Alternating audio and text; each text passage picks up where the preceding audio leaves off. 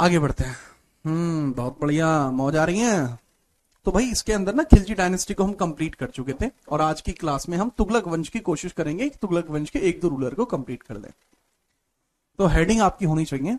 हम किसके बारे में बात कर रहे थे? तुगलक वंश के बारे में बात कर रहे थे।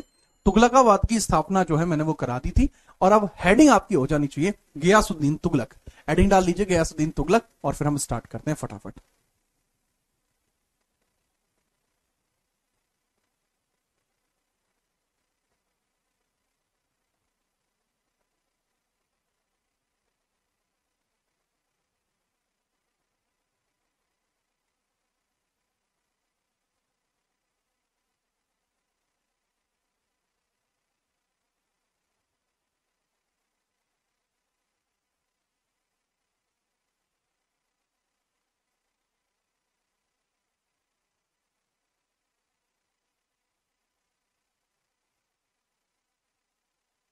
चलिए भाई स्टार्ट कर रहे हैं क्लास को। हाँ जी सर, ये टाइम नींद आती है तो चलिए आपकी नींद उड़ाने के लिए मैं आ चुका हूं। क्लास को स्टार्ट करते हैं। हेडिंग डाल लीजिए गयासुद्दीन तुगलक। सबसे पहले यहां हेडिंग डालेंगे आप तुगलक वंश। ठीक है, लो भाई साहब, तुगलक वंश की जो हेडिंग है वो डाली जा चुकी है।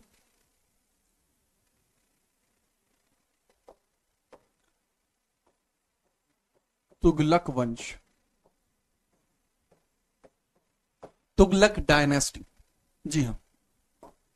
अब तुगलक वंश की जो हेडिंग है उसके बारे में अगर मैं बात करूं तो यहां आपको पहला रूलर देखने को मिलेगा, इसका संस्थापक।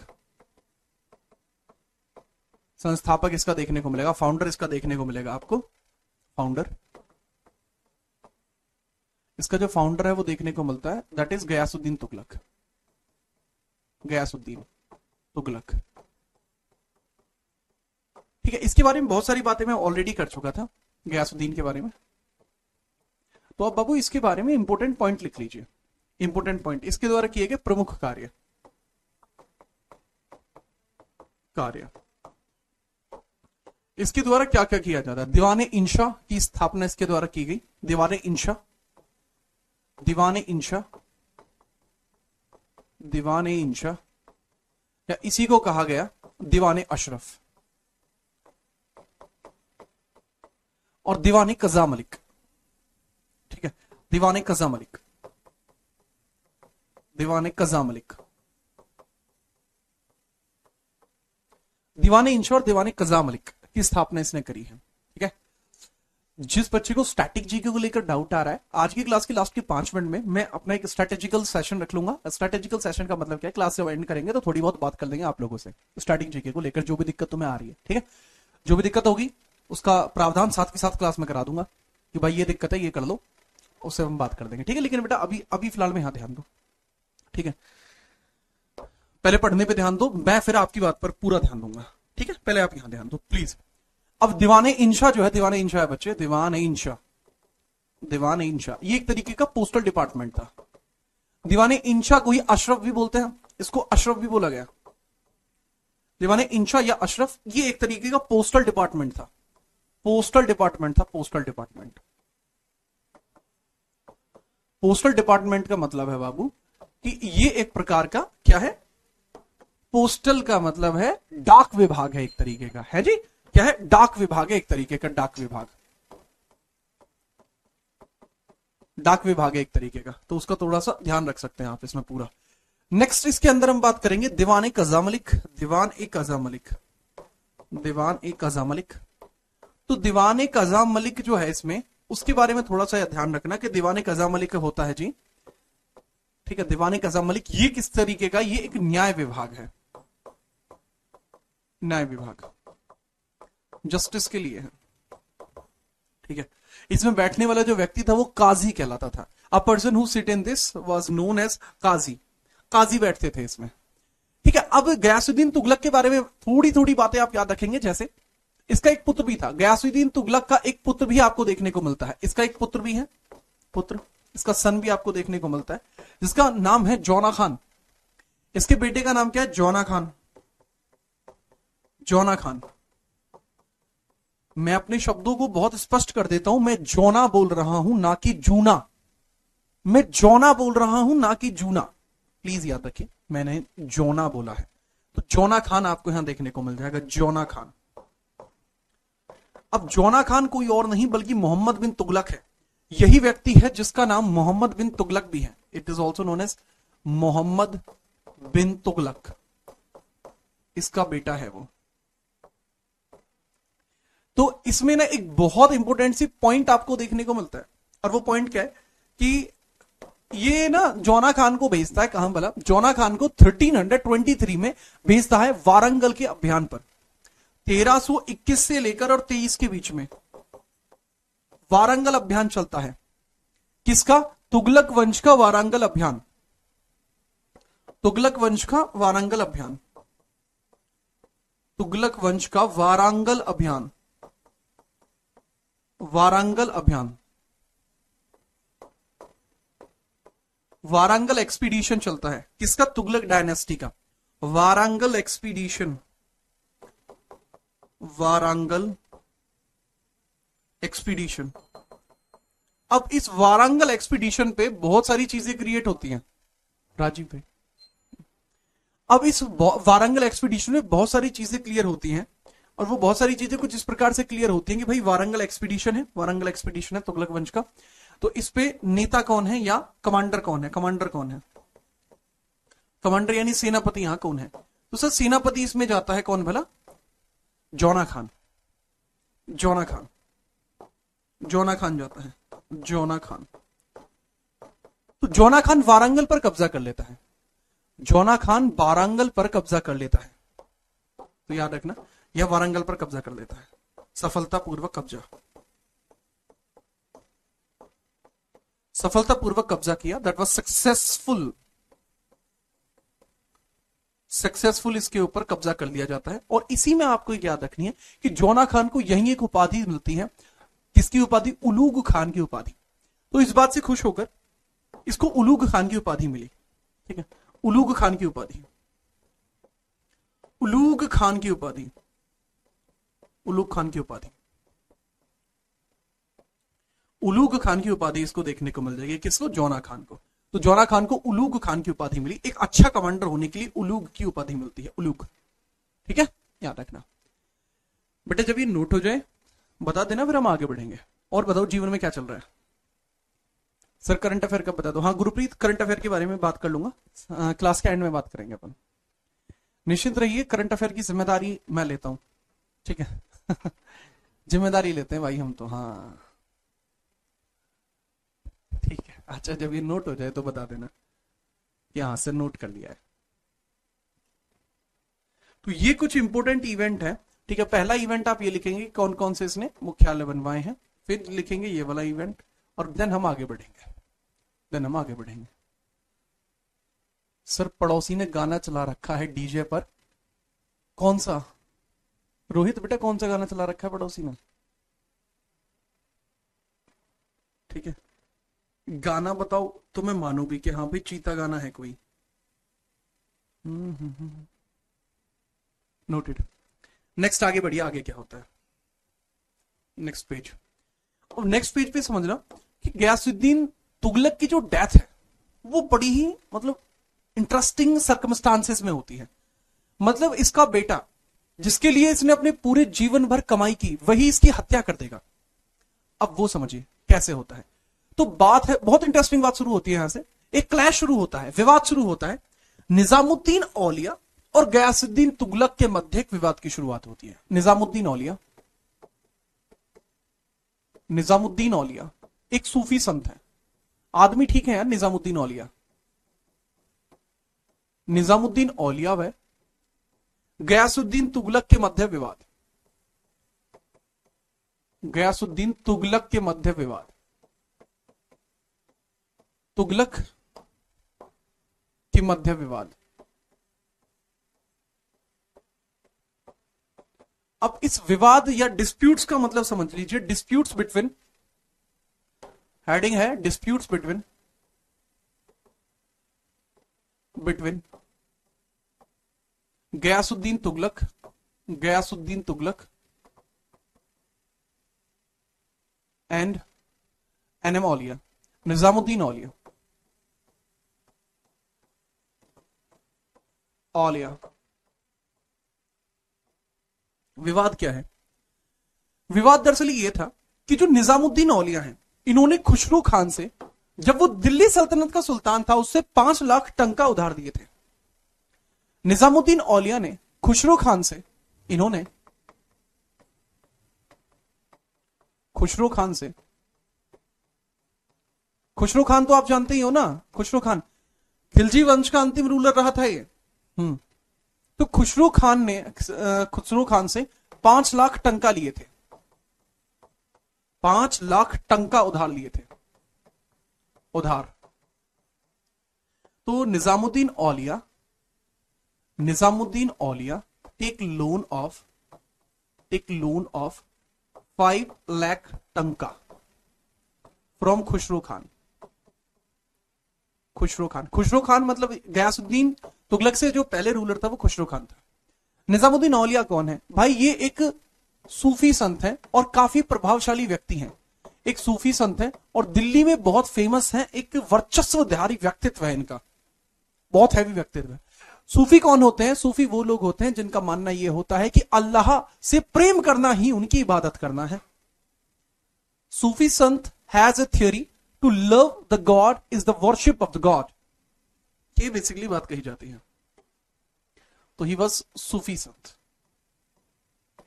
सूफी संत। तो ये 5 लाख टंका जो है खुसरो खान से उधार लेते हैं। टंका क्या होता है? उस समय में टंका नाम की ही राशि चला करती थी। जैसे हमारे यहां रुपया चलता है तो पहले टंका नाम की करेंसी चलती थी, ठीक है। खुसरो खान और खुसरो शाह एक ही आदमी है भैया, अलग अलग नहीं, ठीक है। अब होता क्या है कि गयासुद्दीन तुगलक जब सुल्तान बने तो उन्होंने इसकी डिमांड करी। गयासुद्दीन तुगलक ने सुल्तान बनने पर 5 लाख टंका की डिमांड करी,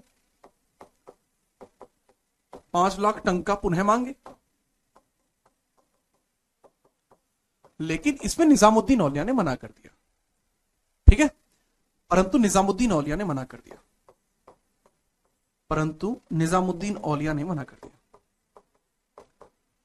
जो औलिया जी हैं निजामुद्दीन औलिया, इन्होंने मना कर दिया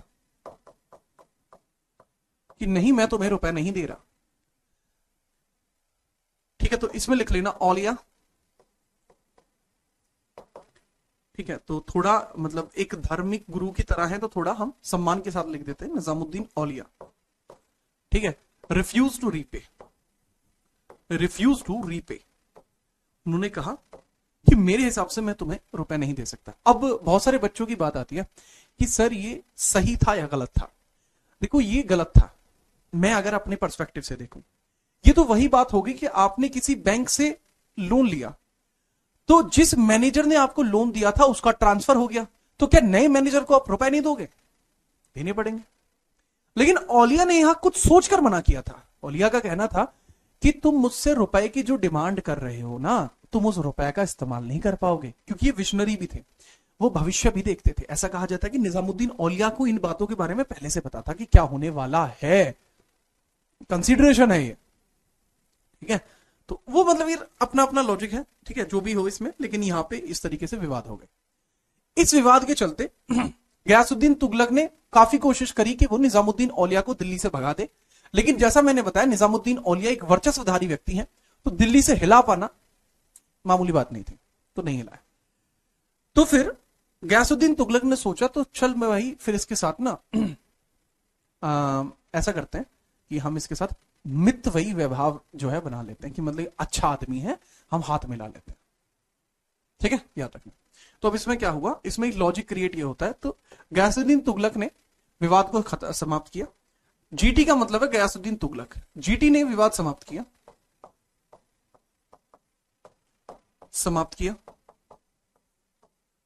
जीटी ने विवाद समाप्त किया तथा कह दिया कि मुझे 5 लाख रुपए वापस नहीं चाहिए, ठीक है। चलिए, तो जीटी ने विवाद समाप्त किया और निजामुद्दीन औलिया को महबूब ए इलाही की उपाधि दी।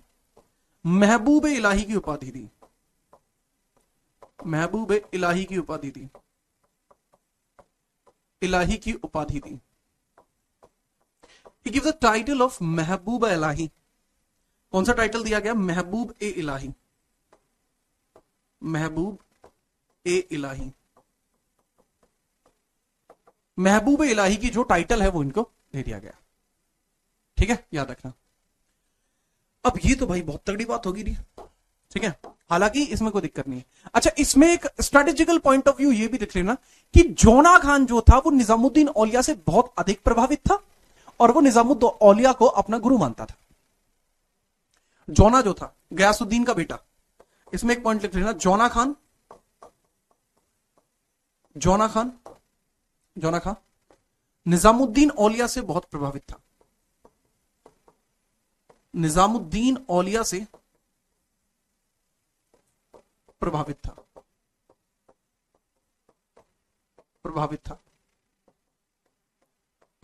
क्योंकि वो एक विद्वान था, because he was a scholar. Jauna Khan on paper बहुत तगड़ा स्कॉलर था। ठीक है, तो लिख लेना, जोना Khan he was impressed with Nizamuddin औलिया। तो ऐसा कुछ भी था।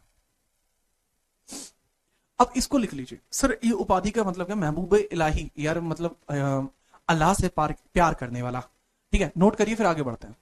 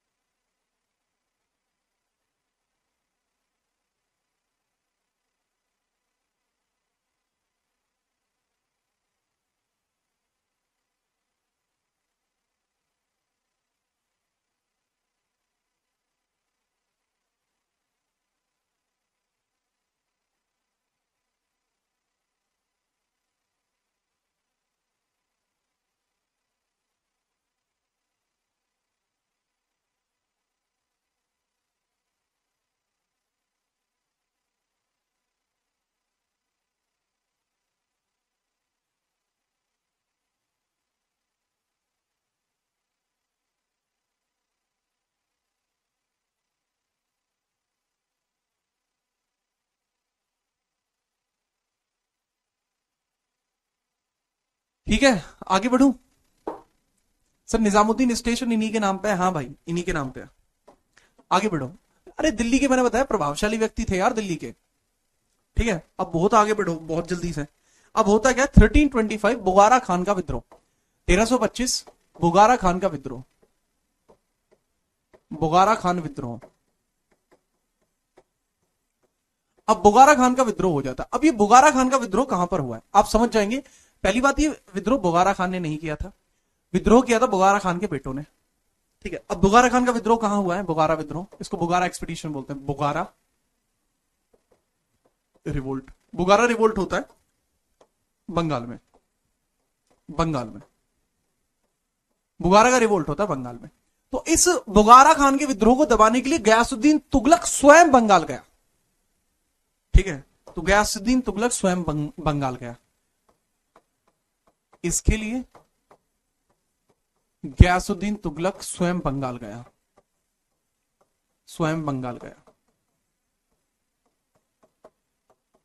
He went to Bengal by self.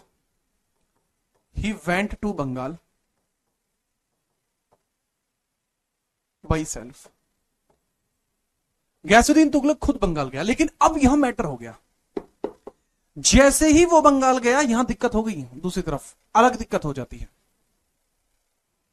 अब दिक्कत क्या हो जाती है? जैसे ही ये तो बंगाल गया, लेकिन दिल्ली में परिस्थिति बदल गई। अब गयासुद्दीन तुगलक बंगाल में है, दिल्ली में निजामुद्दीन औलिया जोना खान को अगला शासक घोषित कर देते हैं। जोना खान को रूलर बता देते हैं। निजामुद्दीन औलिया जोना खान को शासक बना देते हैं, शासक बना देते हैं।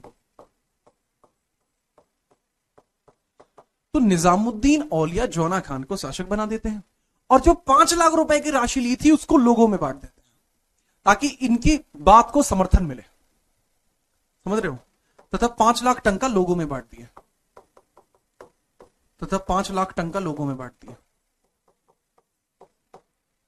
5 लाख टंका लोगों में बांट दिया, बांट दिया। तो ऐसे जितने भी लोग थे, अब ऐसे जितने भी लोग थे जो गयासुद्दीन तुगलक के साथ थे, अब वो भी जौना की तरफ हो गए। तो जौना को सपोर्ट मिलने लगी, ये बात पता लगी गयासुद्दीन तुगलक को। तो यहां पे समझना, बंगाल का विद्रोह सक्सेसफुली वो दबा देता 1325 में, बंगाल को सफलतापूर्वक अपने अधीन किया, बंगाल को सफलतापूर्वक दिल्ली सल्तनत में मिलाया, सफलतापूर्वक दिल्ली में मिलाया, दिल्ली में मिलाया कि भाई जो बंगाल है वो दिल्ली के अधीन होगा। बढ़िया। हाँ, निजामुद्दीन औलिया ने किया है सब कुछ। और ये यहां से एक लेटर भेजते हैं, यहां से गयासुद्दीन तुगलक एक पत्र भेजते हैं दिल्ली, एक पत्र दिल्ली भेजते हैं, दिल्ली भेजा, दिल्ली भेजते हैं और लिखते हैं कि मेरे आने से पहले निजामुद्दीन औलिया दिल्ली छोड़ दे। अगर दिल्ली नहीं छोड़ी तो आके मैं निजामुद्दीन औलिया को ये पृथ्वी छोड़वा दूंगा, समझ रहे हो। तो गयासुद्दीन तुगलक एक पत्र लिख के भेज रहा है कि मेरे आने से पहले निजामुद्दीन औलिया दिल्ली में ना रहे। स्पष्ट चेतावनी है, ये धमकी मिल गई भाई साहब, धमकी भरा पत्र भेजा है, भेजते हैं। ठीक है, किसके लिए? निजामुद्दीन औलिया के लिए, निजामुद्दीन औलिया को दिल्ली छोड़ने के लिए कहते हैं, दिल्ली छोड़ने को कहते हैं, छोड़ने को कहते हैं, दिल्ली छोड़ने को कहते हैं। तो इसका उत्तर देते हैं। तो निजामुद्दीन औलिया प्रति उत्तर में एक लेटर भिजवाते हैं, निजामुद्दीन औलिया, निजामुद्दीन औलिया प्रति उत्तर देते हैं या फिर पत्र भेजते हैं, पत्र भेजते हैं और उसमें लिखते हैं हुंजू दिल्ली दूरस्थ, हुंजू दिल्ली दूरस्थ। उसमें वो लिखते हैं हुंजू, हुंजू, हुंजू दिल्ली दूरस्थ है, हुंजू दिल्ली दूरस्थ है। ठीक है, इंग्लिश में लिख लीजिए हुंजू दिल्ली दूरस्थ।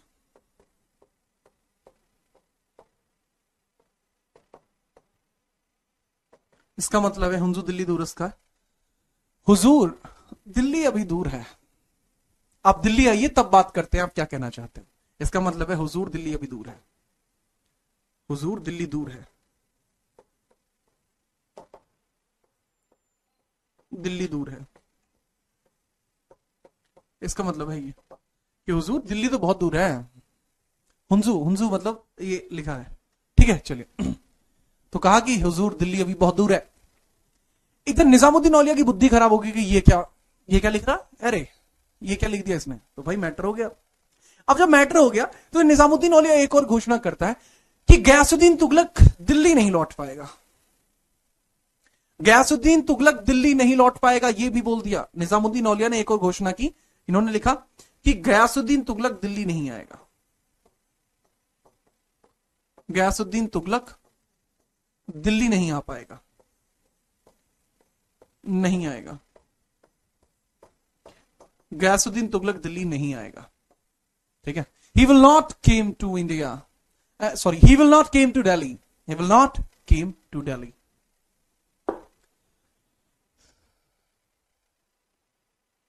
दिल्ली अभी दूर है हुजूर, हुजूर दिल्ली दूर है।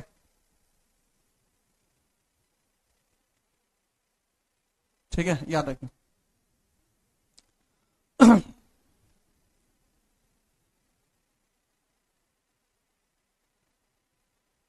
सिर्फ बंगाल को दिल्ली में मिलाया मतलब समझ में नहीं आया बेटा, दिल्ली सल्तनत की बात की जा रही है, थोड़ा दिमाग तो अपने पास से भी लगा लिया करो। तो ये या सिर्फ बाल सजाने के लिए रख रखा है।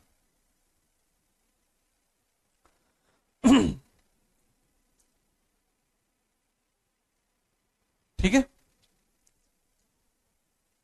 तो भाई ये सारा कुछ होता है। बदमाशी फुल चल रही है भाई दोनों तरफ से, इधर से बदमाशी अलग चल रही है, इधर से बदमाशी फुल चल रही है एक तरफा। ठीक है सौरभ बेटा, आपको कोई ऐसी ज्यादा दिमाग लगाने की जरूरत नहीं है, जो लिखा हुआ है इतना आपको लिखना है बाबू, है ना। हाँ। इसमें समझने जैसी कोई चीज ही नहीं है, एक तरफ से ये चल रहा है, एक तरफ से ये चल रहा है। अब क्या होता है नेक्स्ट, तो जब गयासुद्दीन तुगलक दिल्ली से लौट रहा है तो समझिएगा 1325 में, जब गयासुद्दीन तुगलक दिल्ली लौट रहा था तो उसका पुत्र जौना खान उसको रास्ते में रोक लेता है। तब उसका पुत्र जौना खान रास्ते में उसको रोक लेता है। जौना खान उसे रास्ते में रोक लेता है, उसे रास्ते में रोकता है और रोक लेता है। ठीक है, रास्ते में रोक लेता है। तो इस चीज को ऐसे भी लिख लेना, when Ghiyasuddin Tughlaq returning to Delhi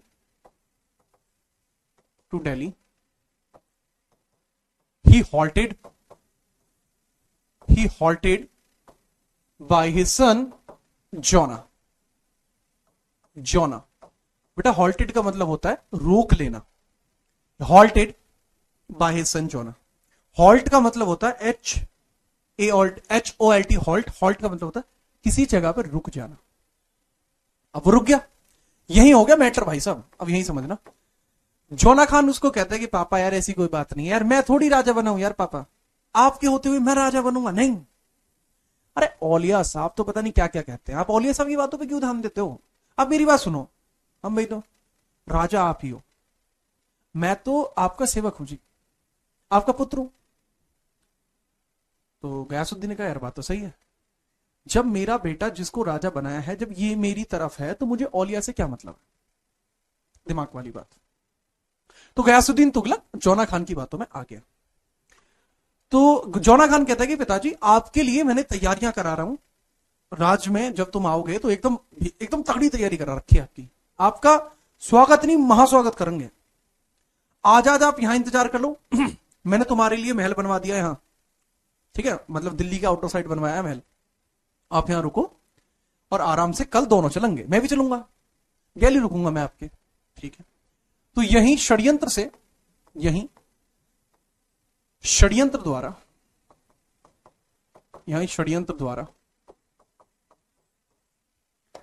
लकड़ी के महल को गिरा दिया जाता है, लकड़ी के महल को रात में गिरा दिया जाता है, गिरा दिया गया और गयासुद्दीन तुगलक उसी में दब के मर जाता है। ठीक है, और गयासुद्दीन तुगलक उसी में दबकर मर गया, दबकर मर गया। मैटर खत्म, पार्किंग लग गई है जी, खत्म हो गया मैटर। ठीक है, चलिए तो इस चीज को आप लिख लेना।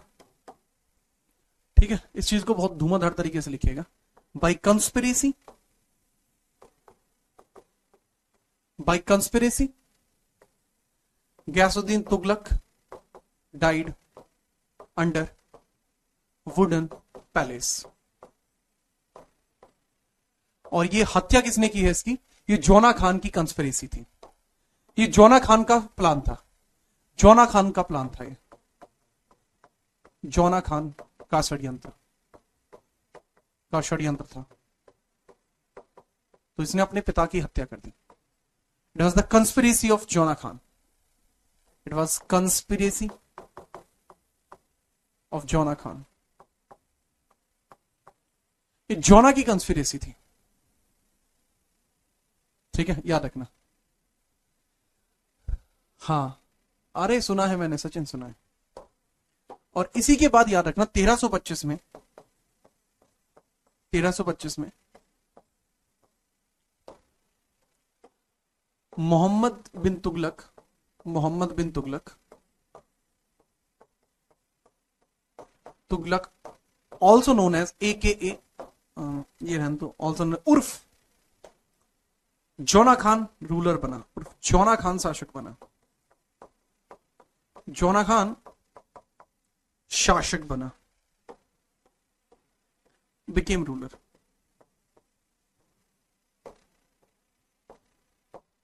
इसके बाद ये रूलर जो है बन जाता है,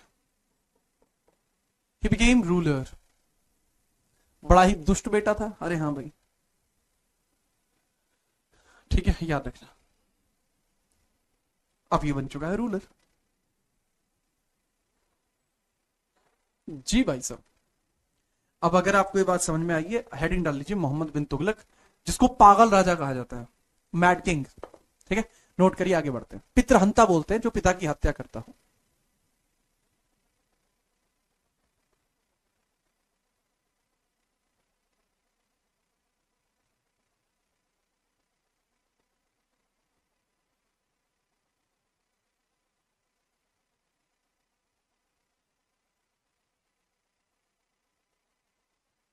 शर्मा जी लिख लिया आप?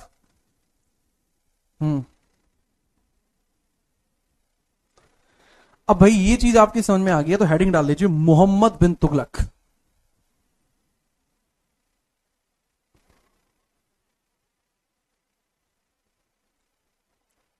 सर क्या जौना खान के नाम पर जौनपुर बना है? हाँ बेटा, जौनपुर इसी के नाम पर बना है, पर जौनपुर इसने नहीं बनाया, जौनपुर फिरोज शाह तुगलक ने बनाया है।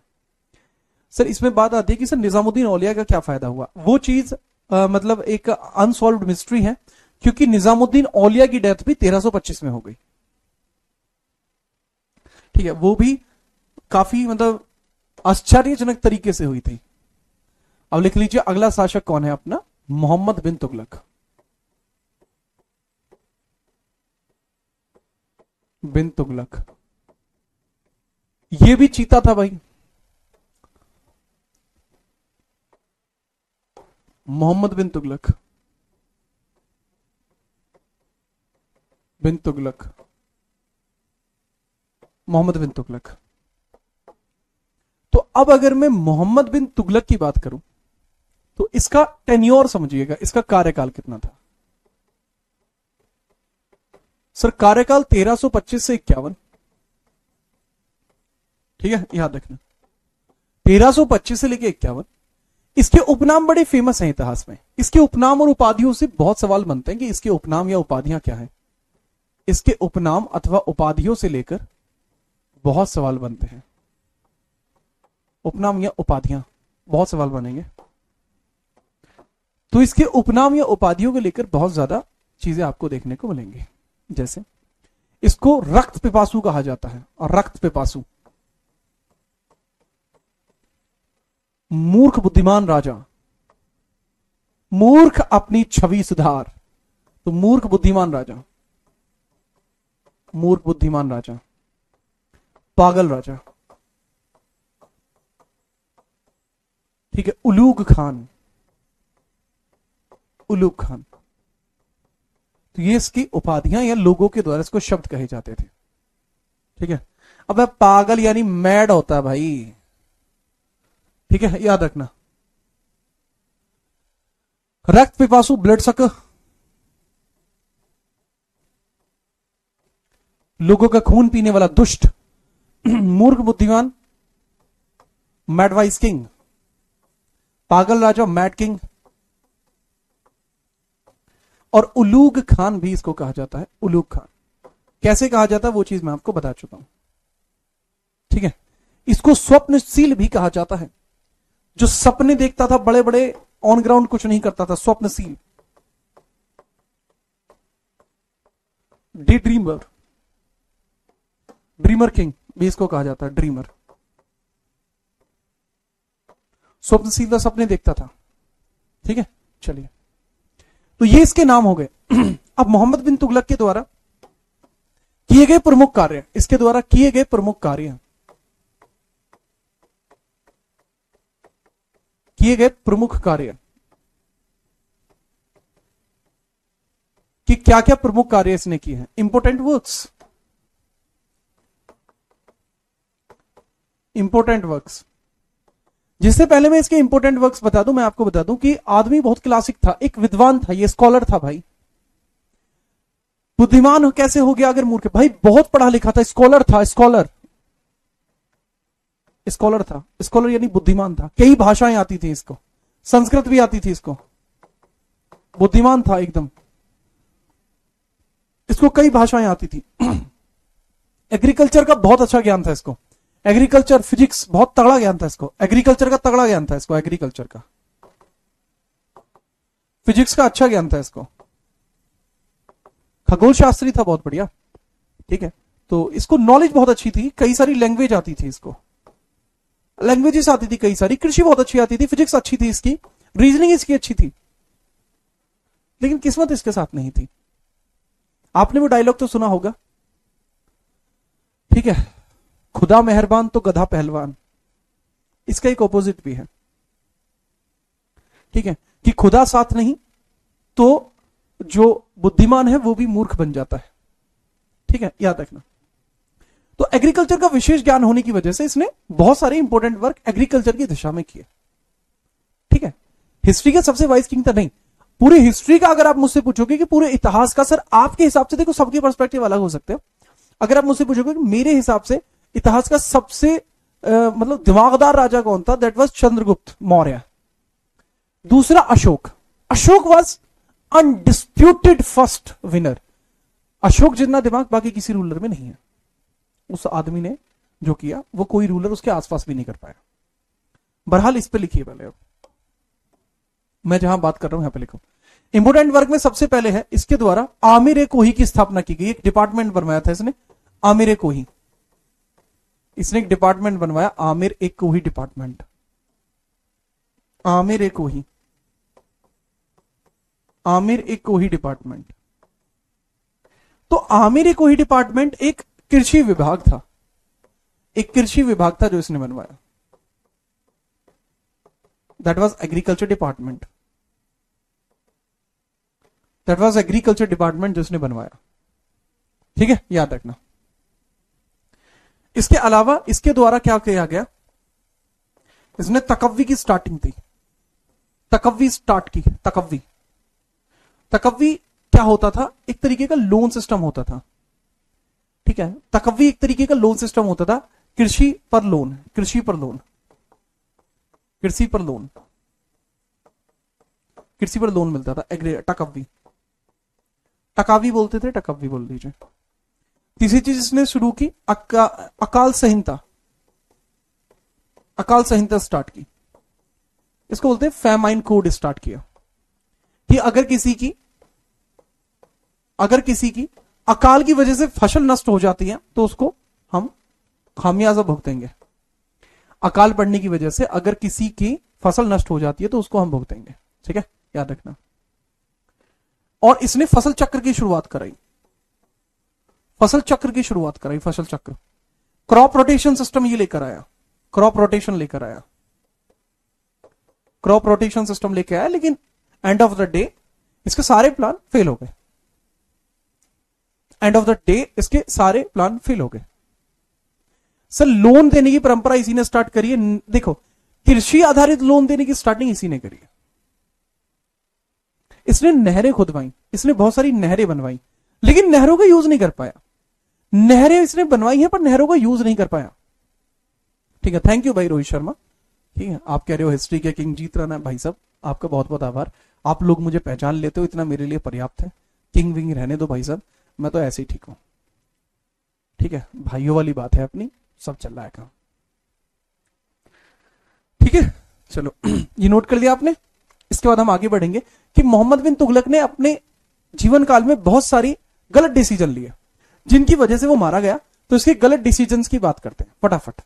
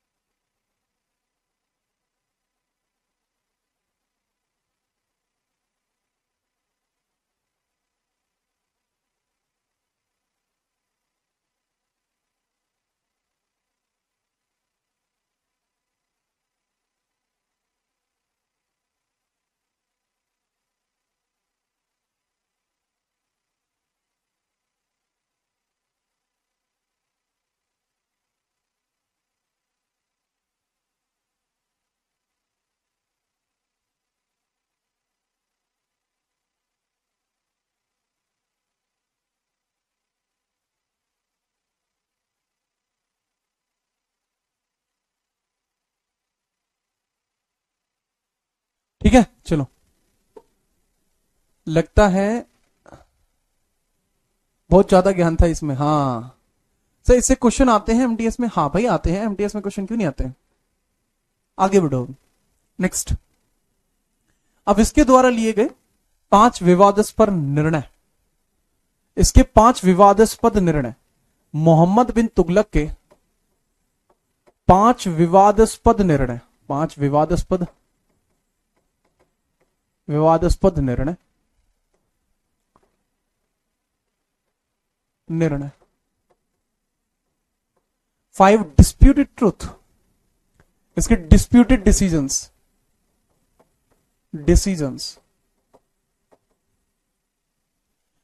5 डिस्प्यूटेड डिसीजंस। पहली चीज,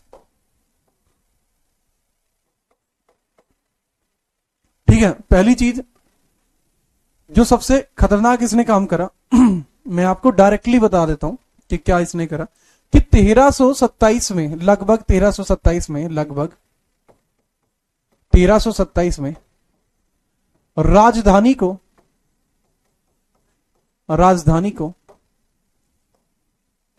लगभग 1327 में राजधानी को दौलताबाद, देवगिरी दौलताबाद ट्रांसफर कर दिया, देवगिरी दौलताबाद ट्रांसफर कर दिया, दौलताबाद हस्तांतरित किया, हस्तांतरित, ट्रांसफर कर दिया, कैपिटल को ट्रांसफर कर दिया, कैपिटल ट्रांसफर कर दी, ट्रांसफर। जो महाराष्ट्र में है ना देवगिरी दौलताबाद, महाराष्ट्र वाला, वहां पर महाराष्ट्र में जो है, लेकिन वहां का वेदर पसंद नहीं आया, और वेदर पसंद ना आने की वजह से वापस आ गए, जिस वजह से प्लान फेल हो गया। कैपिटल चेंज करना, राजधानी को परिवर्तित करना, ये इसकी बड़ी गलतियों में से एक था। ठीक है, मौसम खराब के कारण वापस आ गया, मौसम परिवर्तन के कारण वापस आ गया, के कारण पुनः दिल्ली आ गया, तो इसमें बहुत सारा पैसा खर्च हो गया, इसमें ना बहुत मोटा पैसा लग गया। तो जब ये वापस पैसा लग गया ज्यादा, तो इसने क्या काम करा, इसने टोकन करेंसी चला दी, वापस दिल्ली आ गया। अब इसमें इसकी बुद्धि खराब हो गई, इसने टोकन करेंसी चला दी, टोकन करेंसी चला दी, सांकेतिक मुद्रा, टोकन करेंसी, सांकेतिक मुद्रा, मुद्रा। अब ये सांकेतिक मुद्रा 2 तरीके की बनी हुई थी, कुछ मुद्रा चमड़े की थी, कुछ मुद्रा ऐसी थी जो कॉपर की थी। कुछ मुद्रा चमड़े की बनी हुई थी, लेदर की, और कुछ मुद्रा कॉपर की बनी हुई थी, कांच से, कॉपर, लेदर की बनी हुई थी, और कांच से यानी कॉपर की बनी हुई थी।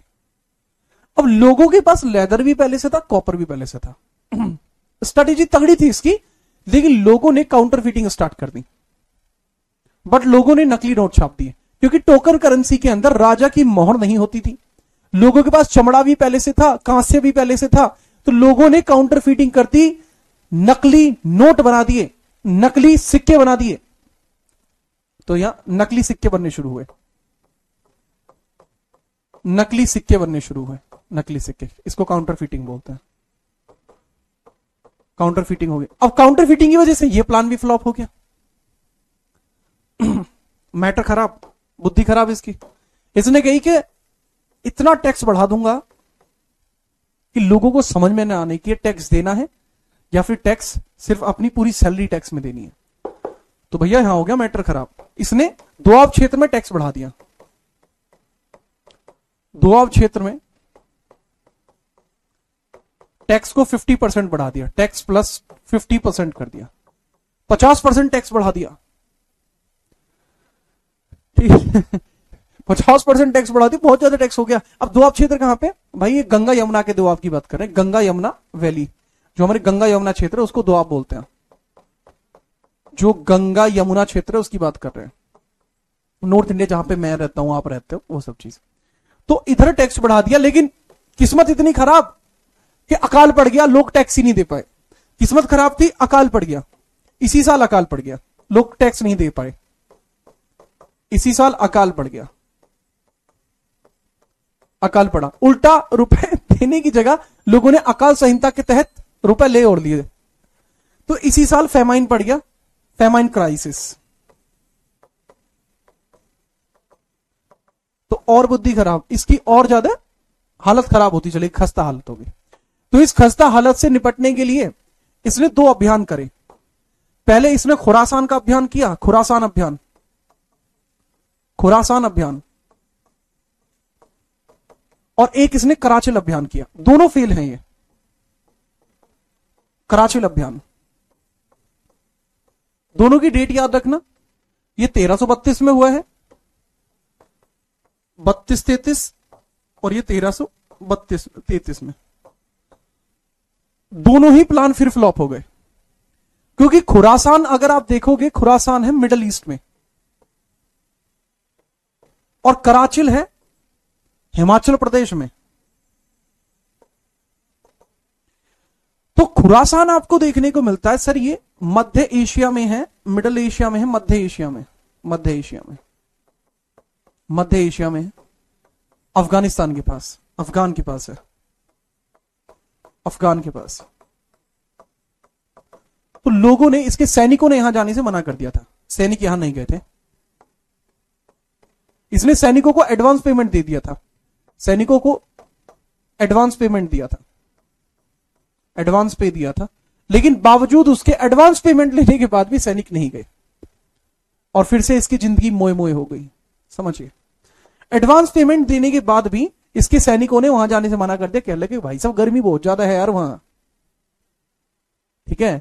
लेकिन उसके बावजूद भी वहां बहुत सारे सैनिकों को लेकर गया, लगभग 50 से 60 हजार लोग रास्ते में मर गए, क्योंकि बहुत दूर जाना था। तो ये उस पूरे अभियान को करने से पहले ही वापस लौट आया, ठीक है। गजनी के आसपास है, अफगान के पास है। अब फिर क्या लगा, चल अगर गर्म में नहीं गई तो ठंडे में चलो, ठीक है। तो ये कराचिल चला गया। फिर कराचिल कहां पे, हिमाचल में है कराचिल। अब हिमाचल के अंदर बर्फबारी पड़ती है, तो यहां ठंडी बहुत ज्यादा थी, तो पहले गर्मी की वजह से मैटर हुआ, अब ठंडी की वजह से मैटर हो गया, बस अब मैटर हो गया ठंडी की वजह से। तो हिमाचल में ठंड पड़ने की वजह से, ठंडे वातावरण के कारण माहौल हुआ, ठंडे प्रदेश के कारण समस्या समस्या हुई, और यह भी नाकाम मिशन रहा, यह भी नाकाम रहा,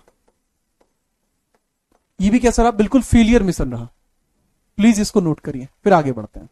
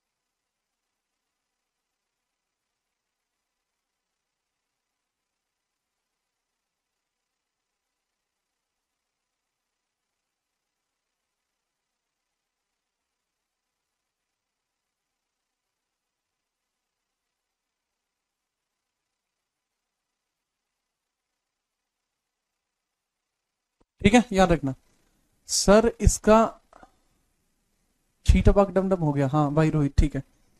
अच्छा, एक बच्चा कह रहा है सर 1338 में भी इसका एक विद्रोह हुआ था। बेटा 1338 वाला जो है वो खुरासान सेकंड था। जो बच्चा पूछा है सर 1338 में कहां है, 1338 में खुरासान सेकंड था, खुरासान सेकंड था बाबू।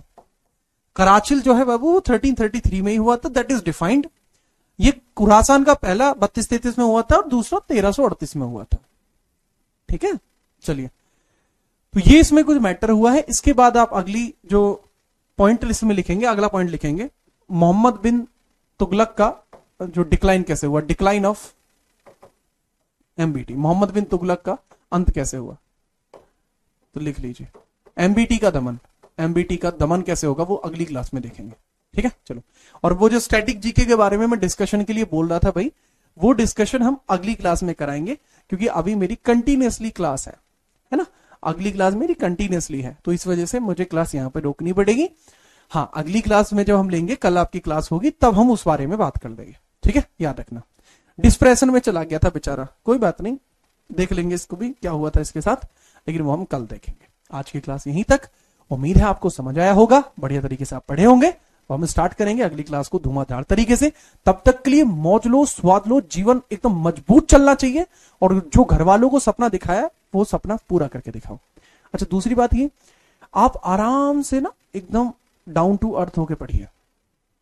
कोई ये कह रहा है, कोई वो कह रहा है, अबे लोग हैं, 4 लोग हैं, 40 बातें हैं, 400 अफवाह है, 4000 दिमाग है, लगने दो एक तरफा, तुम्हें उन बात से मतलब नहीं होना चाहिए, ठीक है। कौन क्या कह रहा है, उनको अपने सिलेक्शन से जवाब देके दिखाओ, ठीक है। चलिए, अब मिलेंगे अब कल, अब लो तुम मौज, ठीक है। चलिए मिलते हैं, करंट अफेयर के बारे में जल्दी ही चर्चा होंगी, साथ ही स्टैटिक के बारे में। तब तक के लिए बढ़िया तरीके से बने रहिए, चीजों को बहुत अच्छे ढंग से कर रहे हैं, आगे भी करते रहेंगे। तब तक के लिए जय हिंद, वंदे मातरम।